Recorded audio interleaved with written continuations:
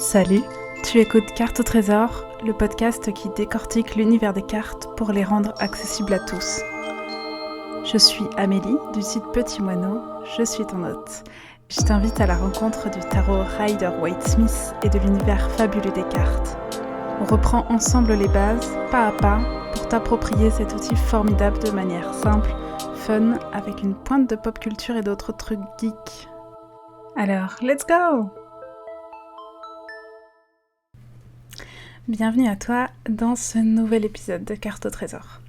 Je te cache pas que j'avais hâte qu'on arrive à cette partie du podcast parce que même si je continuerai sûrement à faire des épisodes sur le tirage de cartes et tout ce qui tourne autour, en fait depuis le début, j'avais très envie de te parler des cartes elles-mêmes. Du coup, ça y est, je vais commencer par le commencement et donc tu l'as lu par la carte du fou. La carte du fou, c'est la première carte du tarot. Elle est numérotée 0 dans le Rider-Waite-Smith et elle n'a pas de numéro dans le tarot de Marseille. Et de mon côté, c'est une des cartes à laquelle je suis extrêmement sensible depuis ma découverte du tarot. Dans le tarot, tu le sais peut-être, l'ordre des cartes ont un sens. Et celle-ci, elle symbolise à merveille le commencement et je dirais même l'enfant. Le fou, c'est la carte des débuts merveilleux. C'est quand les rêves sont encore frais et doux et quand aucune croyance, aucun obstacle n'est encore là. Le fou, c'est l'optimisme, l'enfance, la naïveté. C'est l'idée qui ne s'est pas encore frottée à la réalité.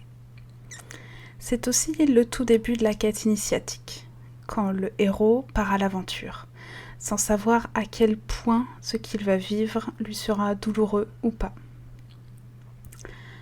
Pour prendre quelques petites références qui pourraient te parler, le fou, c'est Frodon, qui part, son anneau en poche, suivre ce bon vieux Gandalf.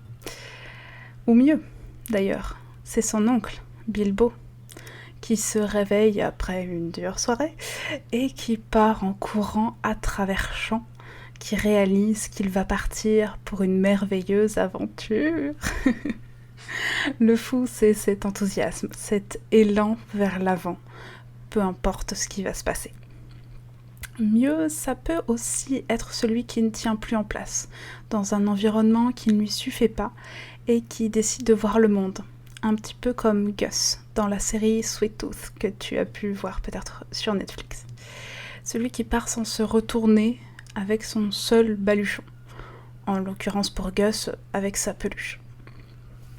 Sur la carte, il est souvent représenté au bord d'une falaise, à 2 doigts de tomber, mais retenu par un chien, un ami fidèle, qui est quasiment le seul rempart à sa chute. Le fou, c'est un pionnier, il est exalté, plein d'énergie, il fonce comme s'il était certain que rien ne pourrait lui arriver. Si jamais tu tires cette carte, alors elle t'invite à réfléchir, à te lancer. Tu n'as foncièrement pas tant de choses à perdre. Tu peux avancer sans crainte, là où tu te sens en sécurité. Tu as le droit d'essayer, de changer d'approche, ou de construire autre chose, ou alors différemment. Qu'est-ce qui te retient ? Qu'est-ce qui te fait peur ? Ces peurs, c'est ton corps qui cherche à te préserver. Si tu écoutais tes peurs, tu ne pourrais pas voyager, tu ne pourrais pas rencontrer de nouvelles personnes ou essayer de nouvelles choses. Écouter ses peurs, son corps, c'est le plus court chemin pour ne rien faire, pour ne rien changer et finalement pour ne rien vivre. Le fou, lui, il t'invite à écouter ton cœur, à écouter ce qui te plaît et un petit peu à faire ce qui te chante. Il regarde ses peurs droit dans les yeux et il avance, tant pis. Ça, c'est pour le côté lumineux de la carte du fou. Mais comme toutes les cartes, il a son pendant un peu plus sombre.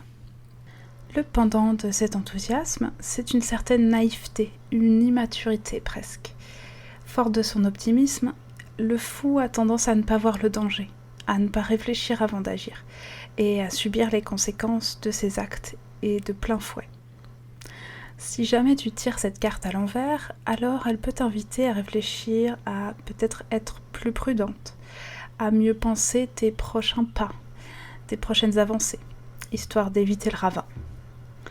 Et bien sûr, elle peut t'inviter à te questionner sur une éventuelle immaturité.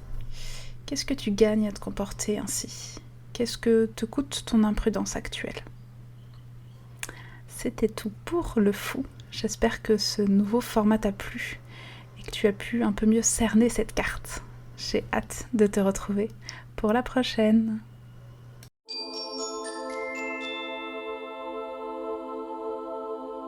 C'est la fin de cet épisode de Carte au trésor. J'espère qu'il t'a plu. Si c'est le cas, n'hésite pas à mettre un avis sur ta plateforme d'écoute ou même à venir me donner ton avis directement sur Instagram. Le lien est dans la description de l'épisode. Je te souhaite une chouette semaine et je te dis à très vite. Et surtout, n'oublie pas, les cartes sont un outil. Le trésor, c'est toi.